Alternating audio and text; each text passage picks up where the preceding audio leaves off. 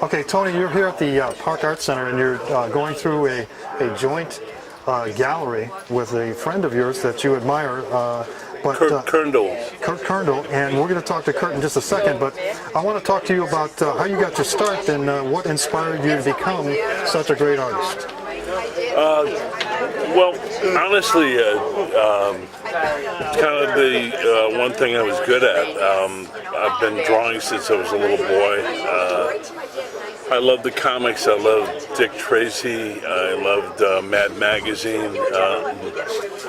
And those things kind of set me free as a kid. They were, they were kind of a roadmap for the kind of delinquent that I actually was. I mean, Mad Magazine lets you know that authority was well worth having contempt for, and that the adults that you thought were assholes were in fact assholes, and they just confirmed everything that I kind of believe as a smart-ass 10, 11, and 12-year-old. Yeah. Well, you're able to express yourself in a lot of different ways, and one of the ways that you found to express yourself was after 9/11, as I understand, correct? Yeah. This body of work here, the Autumn Etchings. After 9/11, I did a lot of work for benefits and stuff. I made some etchings to benefit the Lower East Side Arts Council and some other charities in New York City. My career started there, so it was very personal to me. In fact, a person we knew perished in the Twin Towers, a guy named Michael Richards, who was the head of the Lower East Side Arts Council. So after a couple of months of doing that, I wound up with an artist in residency in Montana, and I really kind of needed to be away, and I'd not spent a lot of time in nature. I mean, I'm pretty much a, Lombard Villa Park, Chicago kid, so I didn't spend a lot of time like in nature, like the way it is in Montana, immersive. So it was good for me, and I mean, I kind of was able to channel what was good in the world, and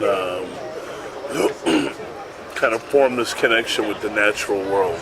Well, and some of which I had never done before. Yeah, and I know there were some personal reasons why you went out there as well that was healing for you in terms of the nature and the aspects that you found in nature. But some of the things I found in your artwork is almost like a macro view of some of the components of nature, some of the small, minute. I'm very fond of Marston Hartley, of Charles Birchfield, of Milton Avery, and Arthur Dove. And these were American artists that found a way to evoke nature without imitating a camera. And I wanted to make pictures that kind of felt like nature, and were not literal transcriptions of what I saw. Right.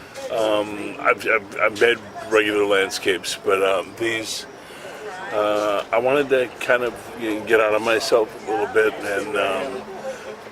and embrace abstraction and try that. And I really adored this body of work. I mean, so much so that I never exhibited it until tonight. Yeah, some very new things. Yeah. Yeah, I mean, around my family, my wife and my kids always refer to the Autumn Etchings as the etchings that I made for myself.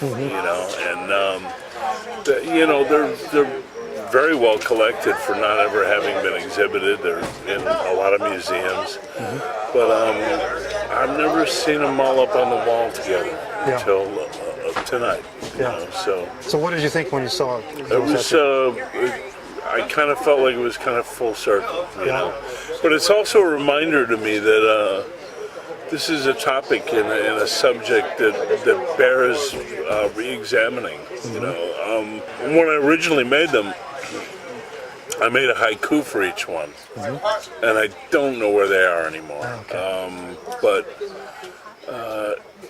what I loved about haiku is that writing was always rooted in nature. It was rooted in the seasons, and it's a reminder to me to get back to that, to make some work, in the next couple of years, go back and make some works that are rooted entirely in nature. Right. Well, a lot of them that I saw tonight up on the wall here at the Park Arts Center were pretty much a collage. Like you said, it wasn't a literal representation of something you saw, but more combined things, right? Yeah, I mean, they're drawn in a way that I tried to use a lot of elements from that landscape to make one picture. In your own way. And actually make it cohesive and make it, kind of like a haiku. I wanted to make it rhythmic and embrace, what I know of abstraction. So I feel good about what I got. So what's next? More of nature? Yeah, I mean, I'm working on a bunch of drawings right now that are about Rush Street, believe it or not. About what? About Rush Street, believe it or not, which is going to be a book. Rush Street in Chicago. Yeah, it's called Rush Street, Winks, Nods, and the Grimy Business of Dreams. And Great title. that's 25 short stories and 25 drawings, and then probably back to nature. I'm also making a bunch of new drawings of owls because I'm like crazy for them.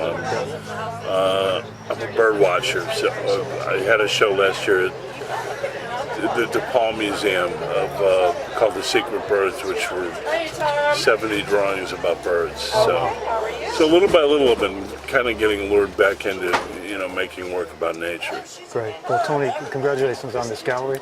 Thanks for talking to me. I appreciate it. Good trip home. All right, man. Be well. Talk to you. All right.